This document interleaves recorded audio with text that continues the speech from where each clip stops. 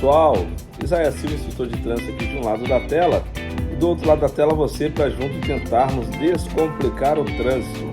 Então, gente, estávamos tratando aí de direção defensiva, chegamos a subir o primeiro vídeo e não viemos mais, né, aqui no canal, mas você que está aí, está esperando, e a gente vai falar hoje sobre condição adversa, dando continuidade aos vídeos, né, já postados. E eu quero falar sobre condição adversa de tempo. Essas condições, gente, a condição adversa de tempo, elas estão ligadas a questões atmosféricas, as condições atmosféricas, calor, frio, granizo, chuva. Então tudo isso aí seriam as condições adversas de tempo. E o que fazer, gente? Lembre sempre o seguinte, em direção defensiva, o importante é ver e ser visto. Isso é muito importante.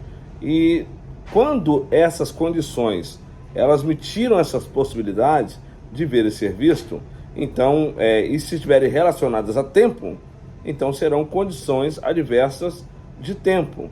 E a gente vai dar alguns exemplos aqui. E a gente começa falando sobre dirigir na chuva. Então, dirigir na chuva, principalmente, olha só, a primeira chuva, ela vem para lavar o asfalto. Então, o asfalto ele está sujo, tem pó, tem restos de óleo. Quando cai a primeira chuva, a mistura, né, heterogênea, é isso mesmo, gente? Quem é bom aí? Quem é bom de matemática aí? Brincadeira. Então, olha só, o óleo não se mistura com a água. Então, a água bate no asfalto, a tendência é o óleo subir. E ele subindo e ficando, né, mais sobre a superfície, ele vai também causar um deslizamento, um derrapamento para o veículo. Tá? Então a primeira chuva ela vem para lavar o asfalto. A água cai, o óleo sobe, então essa primeira chuva ela é perigosíssima, beleza? Depois disso o asfalto ele vai ficar mais, né, a água vai passando, tirando aquele óleo, jogando para os bueiros, enfim. Mas esse é um começo de dificuldade em dirigir na chuva. Além disso, a chuva pode apresentar buracos, tá? A chuva pode trazer também um espelho d'água, né? Uma pequena camada de água que favorece a aquaplanagem, que nós trataremos também dentro dessa condição adversa. Dica de segurança para dirigir na chuva é a mesma, gente, das demais, né? Reduza a velocidade a um limite seguro.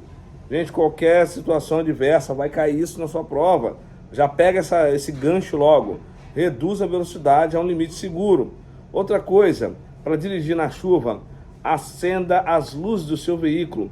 O Código de Trânsito diz que, sob chuva forte ou neblina, que falaremos daqui a pouquinho, use a luz baixa do seu veículo, né? Em outro artigo, eu não vou citar o artigo agora para não errar, mas também do Código de Trânsito Brasileiro, diz que pelo menos as luzes de posição, tá?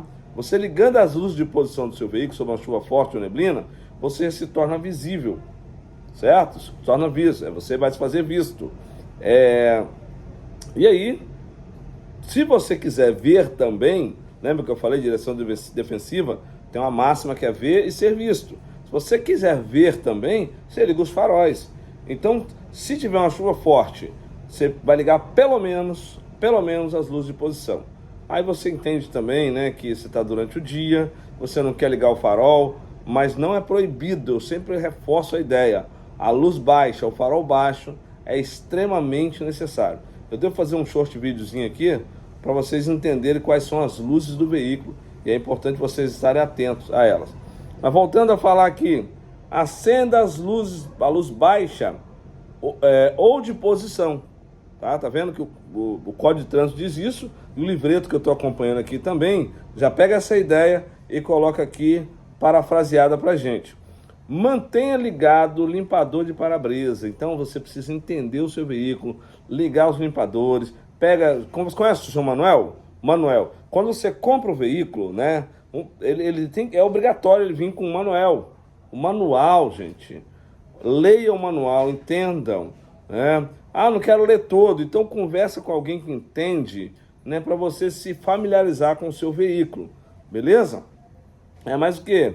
Vai evitar freadas fortes, por isso que é importante a diminuição da velocidade. você vai evitar freadas fortes, né? Porque com essas frenagens, essa freada forte, você pode derrapar, beleza?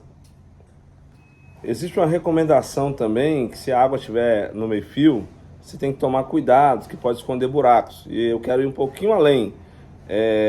Tome cuidado com qualquer poça d'água no local que você não conhece, né? Porque você pode cair num buraco. E eu tinha um vídeo, não sei se eu vou achar ele aqui, um motoqueiro caindo no buraco e a moto some do nada, né? Ainda bem que o motoqueiro, eu vou lembrar, eu vou trazer o vídeo, aí vocês vão ver aí. Se eu conseguir, eu posto aqui. Uma outra coisa importante, gente, uma outra coisa importante é evitar muita proximidade com o veículo da frente. Tem uma frase que o pessoal usa muito para o trânsito: quem bate atrás sempre está errado, né? Não é que sempre está errado, mas na grande maioria das vezes ele está errado. E você tem que tomar cuidado com o veículo da frente. É responsabilidade sua. Por isso que fala que quem bate atrás sempre está errado. Repito, não é que sempre está errado, mas é uma responsabilidade sua cuidar do veículo que vai à sua frente. Manter uma distância. Não é ele que tem que manter uma distância traseira, é você que tem que manter uma distância frontal. Então você manter uma distância frontal é obrigação sua como condutor. Isso cai na prova. Distância lateral e frontal entre o seu e os demais veículos, assim como em relação ao bordo da via. Evite também fazer ultrapassagens, né, em chuvas, né? Só faça com bastante segurança mesmo. Deixa eu ver se tem mais alguma recomendação. Sim, essa é muito importante. Se você está na via, né, percebeu que está complicado para transitar, procura um local seguro. Sai da via. Eu tinha que ir para o norte. Tá bom, mas vai para o leste aí e procura um local seguro e para o seu carro. Espera a chuva baixar. Outra coisa importante, de igual modo, é você saber também usar o ar-condicionado do seu veículo, tá, gente? Dá uma olhadinha no manual também. Não dá para eu ficar especificando aqui, né? Mas nem todo mundo sabe ligar o ar-condicionado. Tem gente que liga o ventilador do veículo e acha que é o ar-condicionado que está ligado. Ainda reclama que não está gelando nada. Acho que está com defeito, não tá? Então, aprenda a ligar o ar-condicionado do seu veículo, porque não é nem questão de luxo, né? Não é nem questão de você desfrutar daquela maravilha, aquele frescor. Não. Estou tratando aqui, agora, a questão da chuva. Então, para desembaçar os seus vidros, você vai precisar do ar-condicionado. Como falamos de chuva aqui, vamos chover no molhado. Você precisa se lembrar que na chuva, a sua distância para frear, ela pode ser maior, tá? A distância de frenagem, que eu vou tratar ainda em assuntos aqui de direção defensiva, ela pode ser maior. E, além disso, você tem também o aumento aí do perigo das derrapagens, gente. Então, assim, é muito importante, é elementar que você saiba dirigir na chuva. E aí temos um fenômeno também, dentro da condição adversa do tempo, chamado aquaplanagem, uma questão muito comum em prova. A aquaplanagem nada mais é do que a não aderência dos pneus ao solo. Então, o seu pneu não tem contato com o solo, não está tendo um atrito ali, e por esse motivo você está dirigindo em cima de uma camada de água. Então isso é aquaplanagem. Quais os fatores que favorecem? A alta velocidade, pneus em maus estados, tá? E uma fina camada de água. Então, sem esses fatores, não ocorre a aquaplanagem, beleza? Então, a aquaplanagem, você vai ter que ter água. Na aquaplanagem, você vai ter que ter, para que aconteça, né? Você vai ter que ter alta velocidade.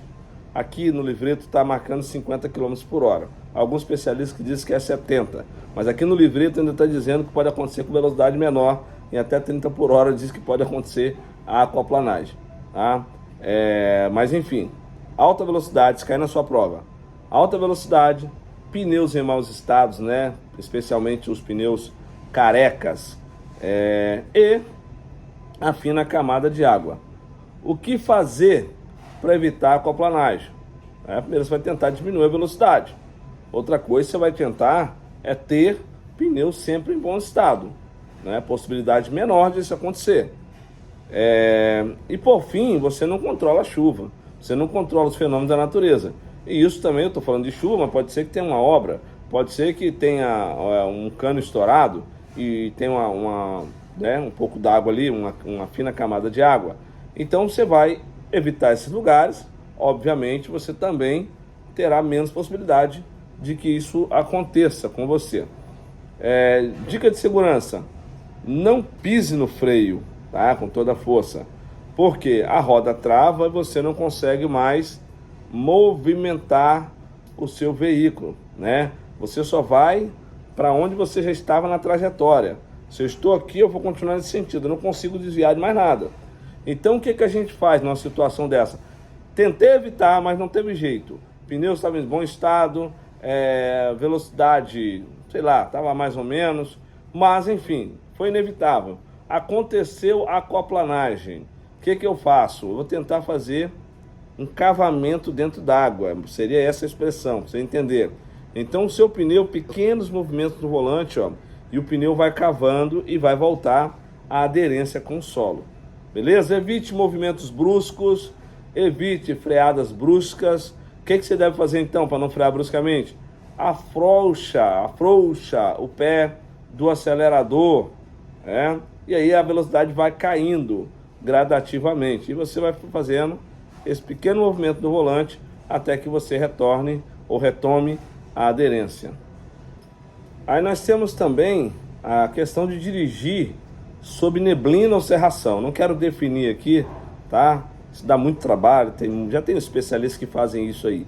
Mas você vai pensar numa fumacinha, né? Fumacinha, entre aspas, que vai prejudicar a sua visibilidade. O que muita gente faz? Que é errado. Tem gente que mete a mão no alerta. Pessoal que tem mania de pisca-alerta. Mete a mão no alerta. Pera aí. O cara não está enxergando. Você não está enxergando, mas tem alguém que vem atrás também que não está enxergando. O que ele vai achar que está acontecendo? Ele vai achar que o seu veículo está imobilizado na via. Está com o alerta ligado. E aí ele pode meter o pé no freio do nada, né? E vir alguém e bater. Mas enfim, a recomendação, não importa o motivo, tá, gente? A recomendação é: não ligue alerta, não ligue farol alto, luz baixa, farol baixo, farol de neblina você pode usar também, né? Que ele aponta para baixo. Você precisa ver um pouco mais no chão, beleza, gente? E ela funciona, a neblina, ela costuma se formar de 1 metro a 1,5 metro do chão, tá? Então por isso que é interessante você ter o farol baixo. Se você liga o alto, piora a sua visão, beleza? Tô na neblina, o que eu faço então? Já falou o que eu não faço, agora fala o que eu faço. Vamos lá. Acenda as luzes baixas, como eu falei, repeti várias vezes aqui, reiteradas vezes. Reduza a velocidade e aumente a distância entre você, o seu veículo e o veículo da frente. Não, já falei do não use farol, estou repetindo aqui, mas vamos lá. Não use farol alto, acho que é importante repetir, gente. Não use farol alto na neblina, que você vai reduzir ainda mais a visibilidade. Evite freadas bruscas, né? O chão poderá estar escorregadio e você corre o risco de uma colisão. Mas o que? Evite fazer ultrapassagem. Você é da neblina, gente, não tem visão. Se a neblina for muito espessa, procure um local seguro para parar, como por exemplo postos de serviço. E aí nós vamos falar também sobre os ventos laterais, outra condição adversa. Ventos laterais, tudo estamos falando relacionado ao tempo. Então os ventos laterais, eles acontecem de forma natural, né? São fenômenos da natureza, mas pode ter também os ventos, né, que eu vou chamar aqui de artificiais, feitos por um veículo maior. Então isso pode ser potencializado. Você já tem um vento lateral, vai ultrapassar um caminhão, você tem influência também desse vento produzido pelo caminhão. O seu veículo pode ser desestabilizado. Então muito cuidado na ultrapassagem. Ventos laterais. Os ventos laterais, eles tendem a ser mais perigosos ainda para veículos de 2 rodas, tá, gente? Só tem 2 rodas, menos estabilidade.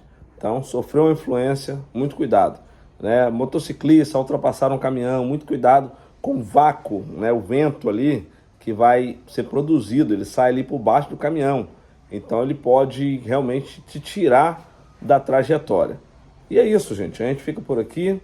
tratamos aí de mais alguns elementos aí de condição adversa. Falamos agora de condição adversa de tempo. Voltaremos na próxima oportunidade. Fica um abraço de Isaías Silva, seu instrutor de trânsito.